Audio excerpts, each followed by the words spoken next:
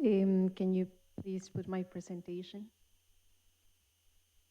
So just as we start, I want to clarify, Jess, I'm an associate researcher at the University of Brussels, but I also work for the Indigenous Peoples Unit at FAO. And my presentation today will be like a mixture of both as a researcher, but also what I do at FAO. So I'm going to change a bit the structure of the stories that you've been hearing. I'm an anthropologist, and I like telling stories to people. So let me take you to the mountains of a Zapotecan indigenous peoples in Oaxaca. I met them in 2013 when I was working for CIMIT, and I was surprised to see how nice the food systems look like. They had irrigation, they had the seeds, they had put some flowers that they would sell in the market for an additional income. And I asked them how come they had such a nice food system, and they told me actually it wasn't always like that. For many decades in Mexico, the policies were pushing people to leave the communities. So they would go to the cities to work as laborers. And these farmers, these indigenous peoples, not farmers, were sort of affected by these policies. So at one point, they say they would only crop few pieces of land just for the important things that were linked to the culture. But what happened? In 2008, we had the boom of the biofuels, and Mexico was depending a lot on the exportations, on the US to get maize. The government had set several stores that would provide indigenous communities, rural areas, with maize. But they had, first we had the crisis, the tortilla crisis in 2009, then we had a hurricane, then we had droughts, and then we had another hurricane, that the whole sierra where they live was collapsed.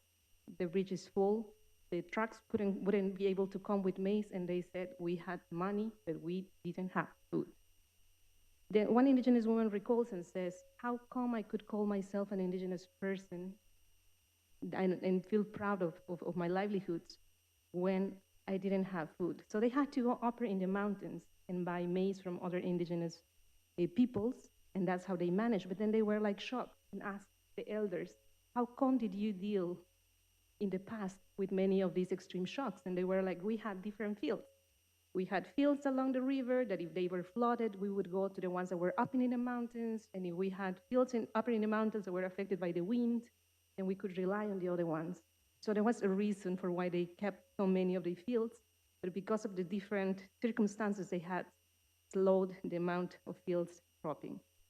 So why I'm saying this, we've been talking about crisis these days. We've been talking about the need to produce more. We've been talking about the need to address many of the things that we face. We say we need to increase production, but I would say we need to transform the current systems too, because they are unsustainable. We know that the mainstream food systems are contributing to 30% of the greenhouses gas emissions. They also are responsible of 80% of the deforestation and also take 70% of the water withdrawals. Can we do things differently? Is there any other source of knowledge or actions that we can take or lessons that the world could learn? We rely mainly, many of you have been discussing how the war has made us really, or has made us struggle because we rely mainly on three crops, maize, wheat, and rice, sorry. And we have like in indigenous people's food systems, we can find up to 300 different crops. But there's a lack of knowledge, not from indigenous peoples, but from the people that is doing science and informing policy processes, because they have undermined these sources of knowledge. I'm struggling between my computer and this. So, but what is that indigenous peoples can bring to the table, and how is that they have become the champions of adaptation and resilience over the centuries, despite all the discrimination and marginalization that they have experienced? So we said to start that our food systems are linked to our cosmogonic, spiritual ways of seeing the world. We don't separate nature from life. Our systems are multifunctional. So that means, for example, if I think of my community, that a lot of the rituals that are to harvest crop are also linked to celebration of life, but also to look after each other and stuff like that. But that also means that we don't deplete resources in a general way. And territorial management becomes an important part of this. Generally, when we talk about food, we say food production, but for indigenous peoples, we say food generation because we do not necessarily have to crop. We can gather from the forest mushrooms in a rainy season.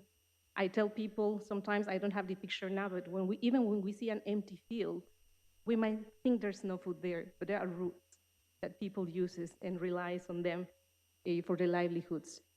There's a lot of knowledge. There's another example that I love giving, which is in the Mixteca indigenous region of Oaxaca, Mexico, because it's super dry. There's not so much water, the soils are eroded, but people has drought-tolerant seeds, and they use the streams where they know the streams might come when the rainy season starts, and they put the seeds deep enough, 30 centimeters, to use the residual humidity, and that's a lot of knowledge. Who can develop that knowledge? The people that has been living in these territories. So we say that we are 476 millions of indigenous peoples distributed in 90 countries, approximately, through 7 sociocultural regions, and we can inhabit from the cold lands of the Arctic, from the pastoralist communities in Mali that are like in dry areas, or we can go to the humid lands or a rainforest in the Amazonas. We are connected to the territories, and that's what has allowed us to develop a deep knowledge. We say that the knowledge, it's important and it's what keeps our systems alive. 80% of the world's remaining biodiversity lays in our territories. 25% we inhabit, even though we only get rights on 10% of them. We speak more than 4,000 languages.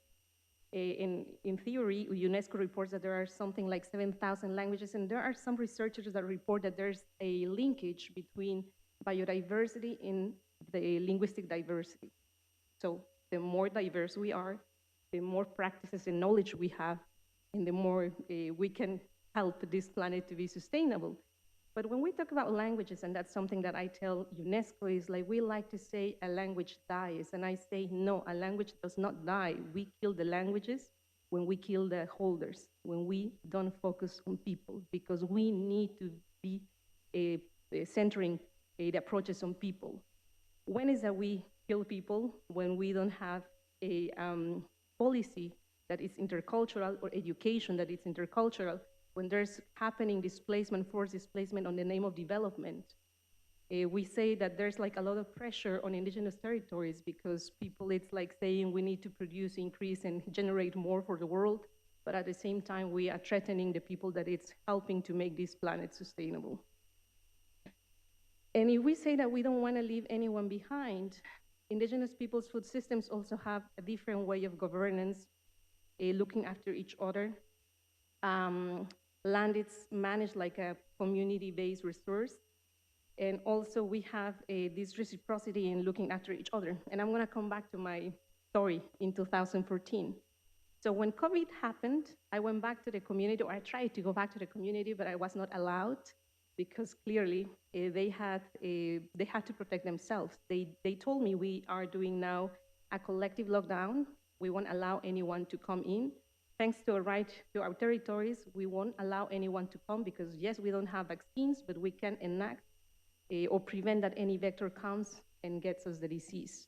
Then I was also worried about the food again, like, so how are you handling having access to food, especially a grandmother that was 83 years old back then, that she couldn't crop the land anymore, and she was like, my neighbors look after me, because that's part of the values that we keep in that community. And then, so the first part of the story in 2013 wasn't so positive. Like, we had to learn in a bad way that if we cannot be self-sufficient, then we are at risk.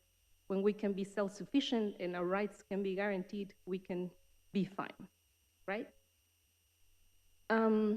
So some of the challenges that we face as indigenous peoples, like I said, policies, when they are not designed in an intercultural way, respecting our right to self-determination, they can be detrimental for us. Our foods get neglected many times because they are thought of something minor. The languages and the values that are embedded in our ways of seeing the world. And there's a lot of violations to our rights. That's also one of the things. In 2021, Amnesty International reported that 340 land defenders were killed, and 30% of them were indigenous peoples. So, on the name of defending territories and life. Something that we also challenge is, like we say, we are not vulnerable, because no one is born vulnerable. Vulnerability comes when the system, when policies, when people threatens you and puts you in that situation.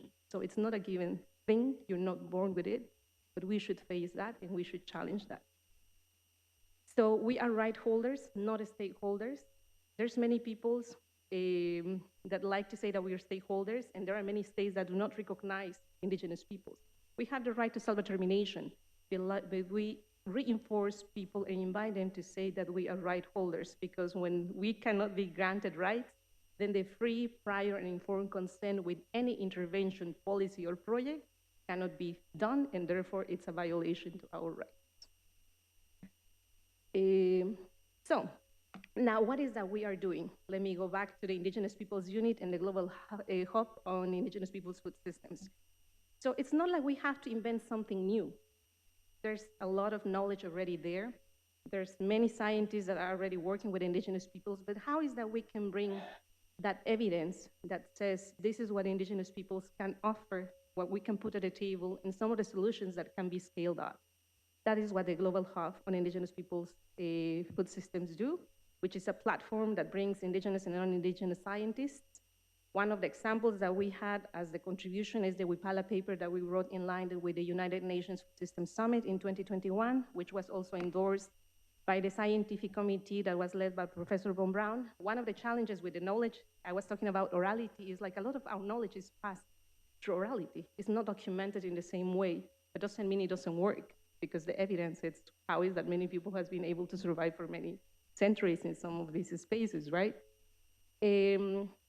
So then we also have the Coalition on Indigenous Peoples Food Systems, which despite that we were denied the coalition at the beginning, thanks to the advocacy work of many indigenous leaders, some key actors, FAO, other UN agencies, the scientific group too, supporting us, we managed to, in 7 member countries, we managed to get that coalition on indigenous peoples' food systems. And what the coalition is looking for?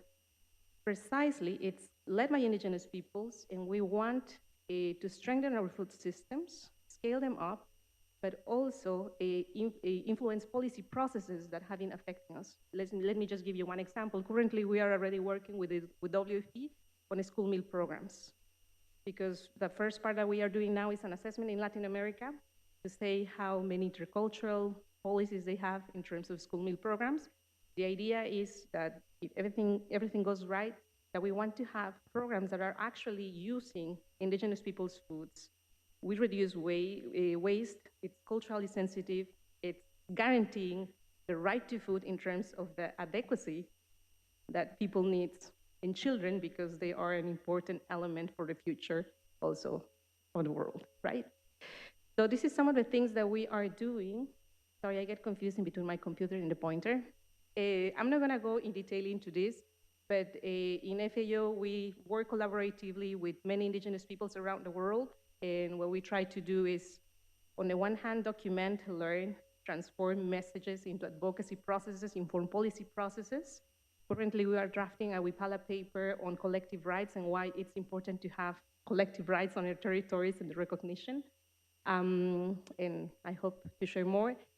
Some of you were talking about restoration, I think, in a way, and we also work with biocentric or biocultural restoration because it's important. Many of our food systems have been eroded, but we are also working to restore them because they have the key for many of the health issues that we face. I didn't mention this, but there are some studies that we have done with collaborators that suggest that as soon as our diets get displaced, younger generations are more prone to some diseases, and there are some good examples in Canada. So there's a need also to restore our food systems. And what is that we need? Well, we need to do more research, and that's why we have the Global Hub. It's not like we need to create necessarily new evidence, but more how we give messages in a compelling way to influence policy processes. We need to strengthen the role of women as the keepers of that knowledge. We need to continue advocating that our knowledge systems are valid, and we need to engage youth in a meaningful way. And this is it, and if any of you want to work with us, here are our emails. Feel free to reach out to us, because we are always happy to hear more people wanting to work with us. Thank you.